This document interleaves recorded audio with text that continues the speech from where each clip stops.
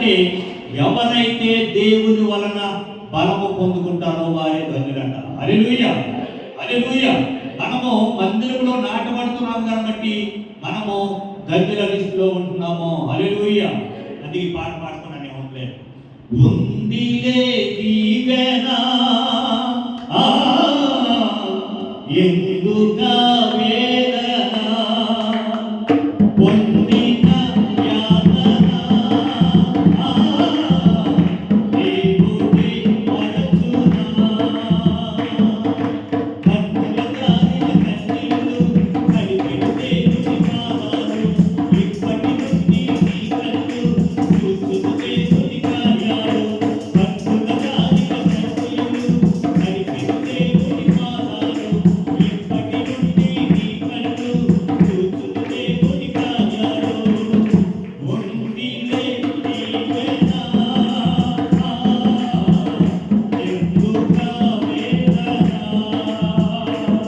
ఎందుగా వేదన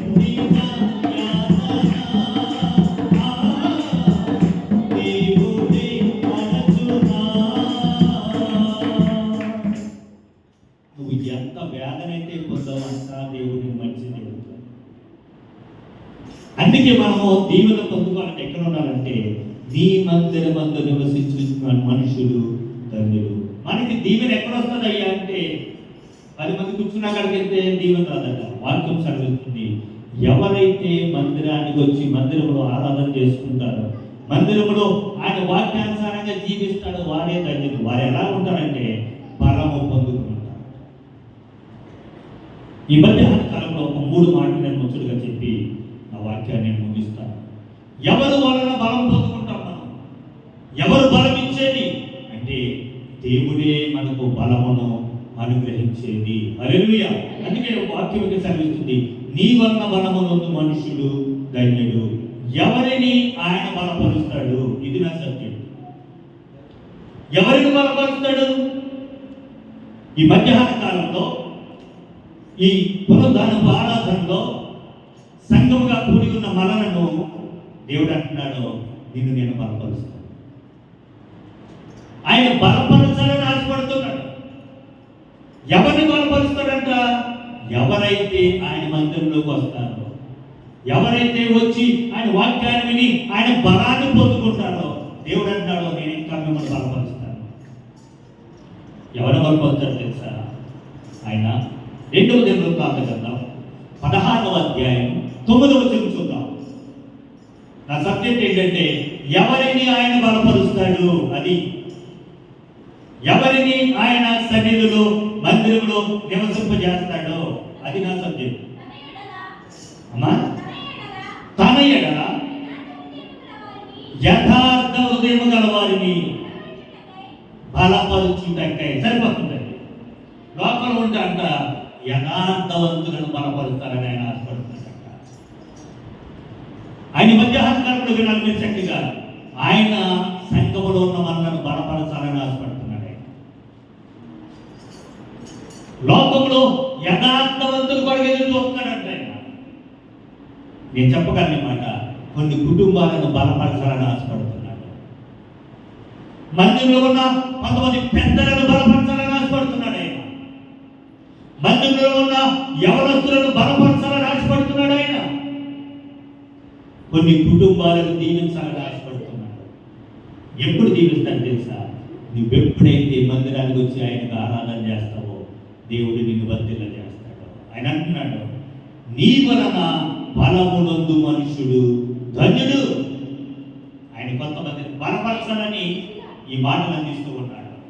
నువ్వు వింటే నువ్వు బలపడతావు, నువ్వు నేర్పబడవు.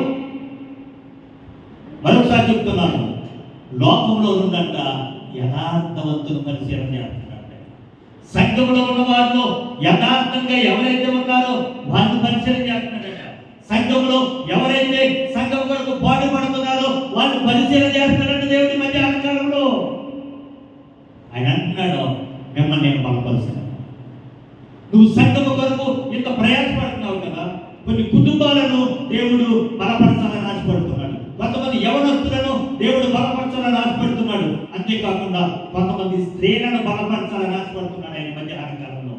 నువ్వు కనుక ఆయన మాట విని ఆయన మందిరానికి వచ్చి ఆయన చిత్త ప్రకారం నేను నడుచుకుంటే ఆయన అంటున్నాడు, నిన్ను నేను బలపరుస్తాను. నువ్వు బలహీనుడు అనుకుంటున్నావేమో, నీ దగ్గర ఏమీ లేదు, నా దగ్గర ఏమీ లేదు, నాకేమన్నా వస్తే నా వెనక ఎవరు లేరు నువ్వు అనుకుంటున్నావేమో. ఆయన అంటున్నాడు, మన వెనక యుద్ధం చేయడానికి ఆయన ఉన్నాడు. చెప్పకూడదు ఒకసారి, యుద్ధము యెహోవాదే.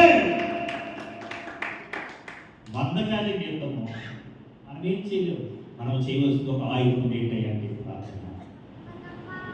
మరి సూర్యప్రకాశ్ గారు మామగారు బాగలేదని తెలిసినప్పుడు మంగళవారం ఇంట్లో ప్రార్థన చేసాం. మేమందరం కూడా వ్యక్తిగతంగా ప్రార్థన చేస్తాం, గ్రూప్లో ప్రార్థన చేస్తాం.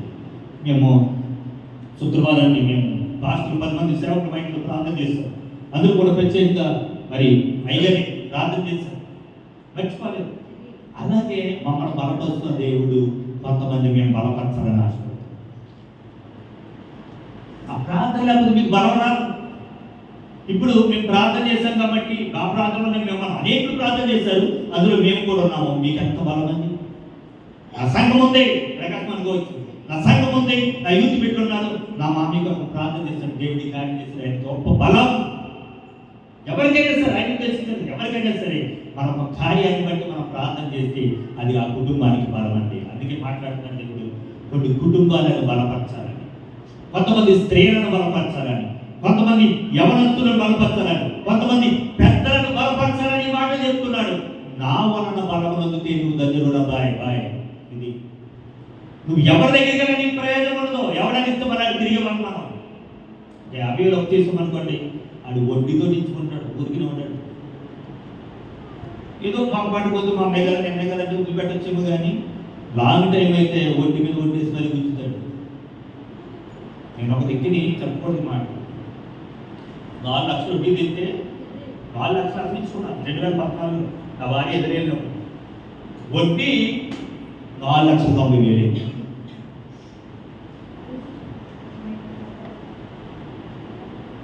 సరే అలా ఊరుకుంటే అలా ఉంటాయి. 4 లక్షలు అసలైతే 4,90,000 వడ్డీ కట్టే నేను. నా భార్య సంపాదన కొన్ని లక్షల వడ్డీ కట్టాను. ఎందుకంటే మా పరిస్థితి అలాంటి అప్పులు చేసుకుని వెళ్ళింది, అప్పులకి వడ్డీ కూడా ఆ నిర్మాణం అంతే. ఏదో ఆగడం లేదు, ఎందుకంటే మేము ఇచ్చుకున్నాం, మనం ఇవ్వాలంటే మన అవసరానికి ఇచ్చాడండి, మనం ఇవ్వాలి. దేవుడు అంటున్నాడు, ఇవన్నీ పక్కన పెట్టు, నన్ను ఆరాధన చేయి, ఇది నేను బలపరుస్తాను. ఆయన అంటున్నాడు కదా ఇక్కడ 2వ దినవృత్తాంతం అన్నాడు, తన ఎడల యథార్థవంతులను ఆయన బలపరుస్తాడట. కొంతమంది బలపరచడానికి ఆశపడుతున్నాడు. ఎవరు బలపరుస్తాడు? మొట్టమొదటిగా యథార్థంగా ప్రవర్తించి వారిని ఆయన బలపరుస్తాడు. కీర్తన 15వ అధ్యాయం 12 వచనాలు చూద్దాం.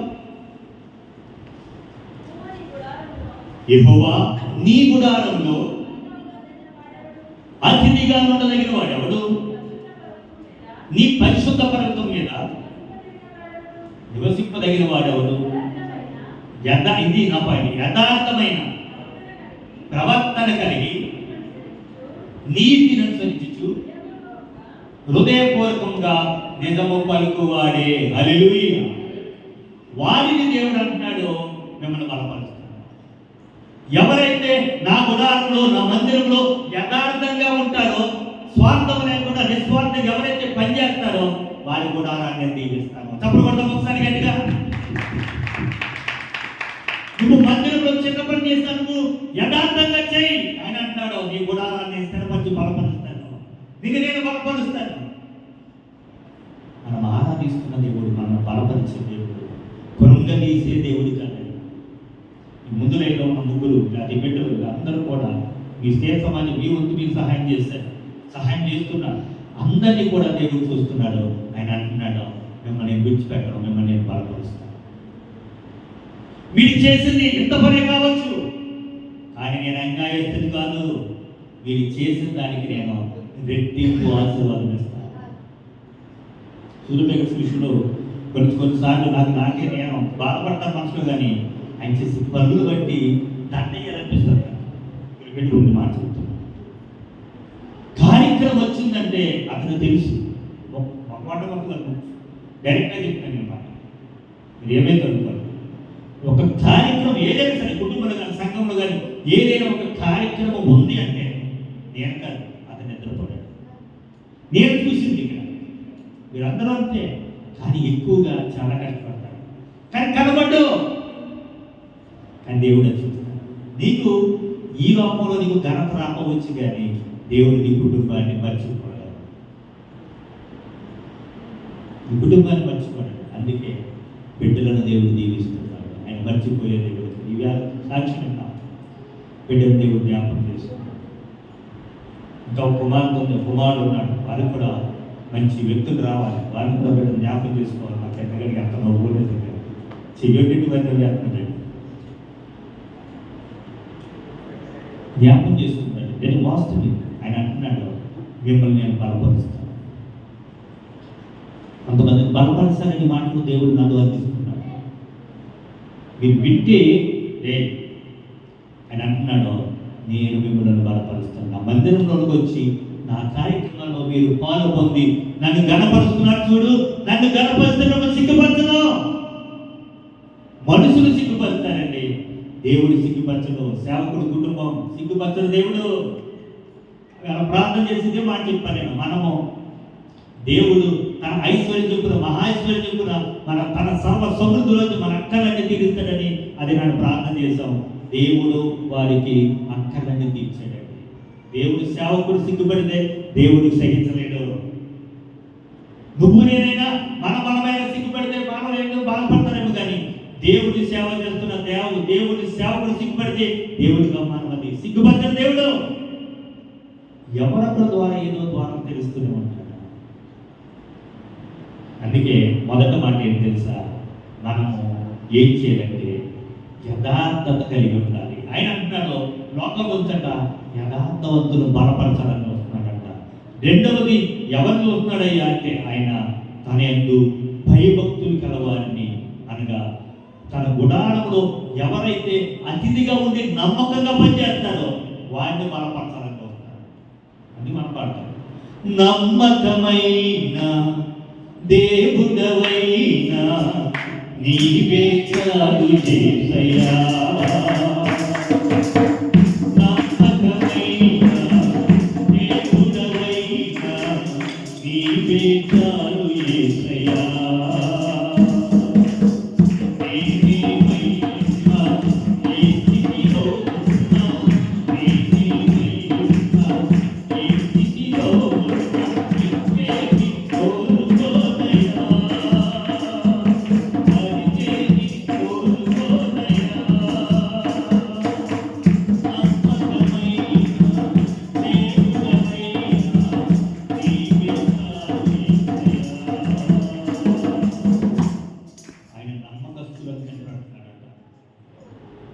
ఆయన బలహీనులను కనిపెట్టి బలపరచాలని ఆశపడుతున్నాడంట. ఎవరు బలం పొందుకుంటారంటే ఆయన యందు భయభక్తులు కలవారు, ఆయన సన్నిధిలో నివసించేవారు బలం పొందుకుంటారు. బలపరచాలని ఆశపడుతున్నాడు ఆయన.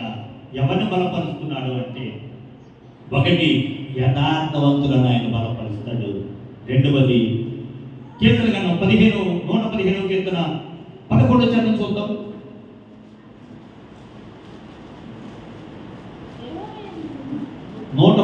కీర్తన 11 చరణం.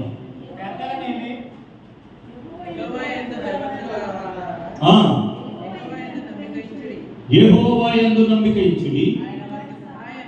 సరిపోదు. మనం ఎవరి మీద నమ్మిక ఇచ్చి వివాహం తలపెట్టాము? యెహోవా యందు నమ్మిక ఇచ్చాము. ఆయన మనకు సహాయం. నిన్ను బలపరచాలని ఆయన సహాయం చేస్తున్నాడు. నిన్ను సిగ్గుపరచాలని కాదు, నిన్ను బలపరచాలని ఆయన సహాయం చేస్తున్నాడు. ఎప్పుడు నీకు సహాయం చేస్తాడంటే, నువ్వెప్పుడైతే యథార్థంగా ఆయన సన్నిధిలో నడుచుకుంటావు, ఎప్పుడైతే ఆయన బలము కొరకు నువ్వు కనిపెడతావో, ఆయన అంటున్నాడు, నేను నీకు సహాయం చేస్తాను. కొంతమందిని బలపరచాలని దేవుడి మాట్లాడుతున్నాడు. యథార్థంగా ఉంటేనంట ఆయన బలపరుస్తాడంట. ఆయన మందిరానికి వస్తేనంట ఆయన బలపరుస్తాడంట. ఆయన బలపరచమే కాదు, ఆయన నాకు సహాయకుడు కేడమునై ఉన్నాడు. ఆయన మనకు సహాయం చేసే దేవుడు. ఆయన బలపరిచి ఏం చేస్తాడంటే ఆయన నీకు సహాయం చేస్తాడు. అందుకే భక్తులు పాడతాడు, ఓ ప్రభువా, ఓ ప్రభువా, ఓ ప్రభువా, ఓ ప్రభువా, నీవే నా మంచి కాపరివి, మంచి కాపరివి, నీవే నా మంచి కాపరివి, నీవే నా మంచి కాపరివి, ఓ ప్రభువా. ఆయన మన కాపరి. ఆయన కనుక నువ్వు ఆనందిస్తే, ఆయన సన్నిధికి వచ్చి నువ్వు ఆయన శరణు వేడుకుంటాడు అంటున్నాడు, నేను నీకు సహాయం చేస్తాను. ఎందుకంటే నీవు నన్ను నమ్ముకుంటావు. ఆయన ఆపదలో ఆపత్కాలమందు మనకు నమ్ముకోవడానికి సహాయకుడు ఆయన. ఆయన అంటున్నాడు, నా దగ్గరికి వచ్చావు కదా, నేను బలపరుస్తాను. అయితే నేనంటే బలపరచాలంటే నువ్వు ఎలా ఉండాలి తెలుసా? యథార్థవంతుడై ఉండాలి. యథార్థంగా ఉన్న వారికంట ఆయన ఏ మేలు చేయక మానడంట. మనం ఆరాధిస్తున్న దేవుడు, మేలు చేస్తే దేవుడు పాడుతుంటాం. మనం మేలు చేయక ఉండలేదు, ఆయన ఆరాధించుకున్న దేవుడు పాడుకుంటాం, కానీ ఆయన అవలంబించుకోలేము. అందుకే ఆయన అంటున్నాడు, ఈ మధ్యాహ్న కాలంలో అంటున్నాడు, నేను నిన్ను బలపరుస్తాను. ఆయన ఎవరిని బలపరుస్తాడంటే యథార్థవంతులను ఆయన బలపరుస్తాడు. ఎవరు బలపరుస్తాడంటే ఆయన యందు నమ్మిక ఇచ్చి వారిని ఆయన బలపరుస్తాడు. నమ్మిక చాలా ముందు నమ్మాలి. నమ్ముట నీ వల్లంటే నమ్ము వారికి సమస్తము సాధ్యమైన వాక్యం చదివిస్తుంది. ఇంత కార్యము ఇన్ని లక్షలు కావాలి, జరుగుతుందంటే జరుగుతుంది. నువ్వు నమ్ము, దేవుడి కార్యం చేస్తాడు. యుద్ధము యెహోవాది, ఆయన చూసుకుంటాడు. నువ్వు ప్రార్థన చేసి పని ప్రారంభించంటే, ప్రార్థన చేయి, పని ప్రారంభించు, యుద్ధం ఆయన చేస్తాడండి. ఎవరి దగ్గరికి వెళ్ళి ఖడ్గం వచ్చి యుద్ధం చేయాలో ఆయన ఇప్పిస్తాడు, ఆయన రప్పిస్తాడు. అందుకే ఎవరిని చూస్తున్నాడంటే కొంతమంది బలపరచాలని. ఎవరిని బలపరుస్తాడంటే ఆయన యథార్థవంతులను బలపరుస్తాడు. ఆయన ఎందుకు నమ్మించు వారిని ఆయన బలపరుస్తాడు. జకర్యా గ్రంథం 12:5 చూద్దాం. నేను అనుకున్న ప్రయాణాన్ని కరెక్ట్గా నేను ముగిస్తాను. జకర్యా గ్రంథం 12:5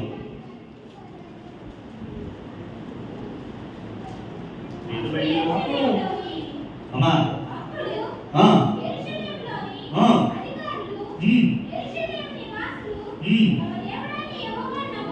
యెహోవాను నమ్ముకుంట వలన అదేంటి ఆయన మనకు బలము కలుగుతున్నదని తమ హృదయమందు చెప్పుకుంటారట. ఎవరు నమ్ముకుంటే బలం వస్తుంది? యెహోవాను నమ్ముకుంట వలన బలం వస్తుంది. నేను చెప్పే మాట ఏంటంటే ఆయన కొందరు బలపరచాలని మాట చెప్తున్నాడు. ఎవరిని బలం? నీ కొరకు తీర్మానం తీసుకుని మళ్ళా నువ్వు ఎక్కడికి వెళ్తున్నావు? ఏ స్థితిలో పడిపోతున్నావు? దేవుడు చూచుతున్న దేవుడు, మనం ఆరాధిస్తున్న దేవుడు అందరిని బలపరచాలని ఆయన ఆశపడుతున్నాడు. ఎవరిని బలపరుస్తాడంటే ఆయన భయభక్తులుగా వాడిని బలపరుస్తాడు. ఆయన యథార్థంగా ప్రవర్తించే వాడిని బలపరుస్తాడు. ఆయన మందిరంలోకి వచ్చి ఆరాధించే వాడిని బలపరుస్తాడు. ఆయన నమ్ముకుంటే బలపరుస్తాడు. ఆయన నీకు సహాయం చేస్తాడు. నమ్ముతున్నావా దేవుణ్ణి? నమ్ముతున్నావా? వాగ్దానం చేస్తున్నది మనుషుల దగ్గర కాదు, దేవుడి సన్నిధిలో, దేవుడి స్థలంలో మనం వాగ్దానం చేసుకున్నాం. మనుషులతో వేళ కొనవాడు పర్లేదు. దేవుడి సన్నిధిలో ఒప్పుకొని నేను రక్షింపబడ్డానని బైబిల్ అన్ని తిరిగి 10 మంది సాక్ష్యం చెప్పి నీ సాక్ష్యాన్ని ఎక్కడ పెట్టావు? ఎక్కడ నీ సాక్ష్యం? నన్ను అడుగుతాడు దేవుడు, నిన్ను అడుగుతాడు, అందరిని అడుగుతాడు. అందరికీ ఒకే తీర్పు ఆయన దగ్గర. నీగా నాలో వ్యత్యాసం అన్నది ఆయన దగ్గర. వస్తానన్నాడు యేసు, మరలా వస్తాడు. వస్తానన్నాడు యేసు, మరలా వస్తాడు. నేడో రేపో తెలియదు, తప్పక వస్తాడు. నేడో రేపో తెలియదు, తప్పక వస్తాడు. మాటిచ్చిన వాడు మనిషి కాదయా, మనిషిని చేసిన దేవుడేసయ్యా. మాటిచ్చిన వాడు మనిషి కాదయా, మనిషిని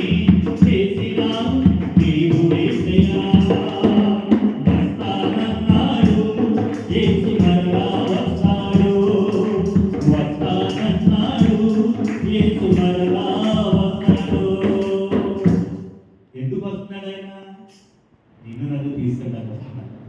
మొదట మృతులైన వారు చేస్తారంట, తర్వాత సజీవులను మనము ఆయనతో వెంట పెట్టుకుని వెళ్తాడంట. వెంట పెట్టుకుని వెళ్ళిన తర్వాత అక్కడ ఉంటారు అసలు పండుగ. ప్రకటన గ్రంథం 22:12 ఉన్నట్టుగా వాని వాని క్రియలు చొప్పున ప్రతి వానికి ఇచ్చుటకు సిద్ధపరిచిన జీతం అక్కడ ఉంది. కానీ అసలు పండుగ ఎక్కడుందంటే ఆయనకి సిద్ధపరిచాడు. చూసారా, నువ్వు ఇక్కడ ఏం పని చేసావు, నేను ఇక్కడ ఏం పని చేశాను, నువ్వు ఎంత చేసావు, అంత చేసావు, నువ్వు సంఘాన్ని ఏం చేసావు, సంఘాన్ని కట్టావా, సంఘాన్ని కూర్చోవా, లేకపోతే ఏం చేసావు అనేది అక్కడ లెక్కలో తేలుతా. ఇక్కడ లెక్కలు తప్పుడు పర్లేదు, క్షమించండి. ఇక్కడ నువ్వు ఏ లెక్కలు రాసినా మనకి పర్లేదు, సంబంధించి అన్న తమ్ముడు బావా ఇది అయిపోతుంది ఇక్కడ. కానీ ఆయన దగ్గర ఒక చిట్టా ఉంది. నా దగ్గర ఎర్ర బుక్ ఉంది, నా దగ్గర పచ్చ బుక్ ఉంది. ఈ ఎర్ర బుక్ లో ఇవి ఉండవు, అక్కడ ఒకటే ఒక బుక్, ఎర్ర బుక్ ఉంది, పచ్చ బుక్ ఉంది. ఆ గ్రంథం ఇప్పాడంటే నీ నా చరిత్ర అందులో ఉంటుంది.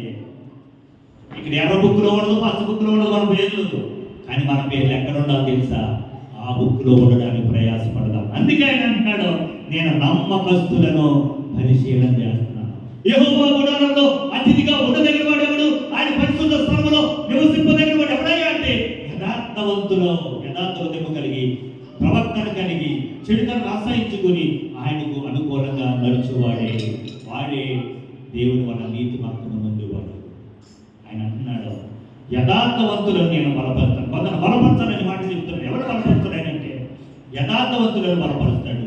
ఆయనకు నమ్మికించు వారిని బలపరుస్తాడు. ఆయన నమ్ముకున్న వారిని బలపరుస్తాడు. ఆయనకు సహాయం చేస్తాడు. నమ్ముకుంటే ఏం చేస్తాడంటే ఆయన నీకు నాకు సహాయం చేస్తాడు. అబ్రహాము యెహోవాను నమ్ముకును, అది అతనికి నీతిగా ఎంచబడెను. హల్లెలూయా, హల్లెలూయా. రోమీయులకు రాసిన పత్రిక 4:20 చూద్దాం. త్వరగా ఒక 5 నిమిషాలు ముగిస్తాను. ఎవరు నమ్ముకుంటే మనకు సహాయం కలుగుతుందని నా మాట. రోమీయులకు 4:20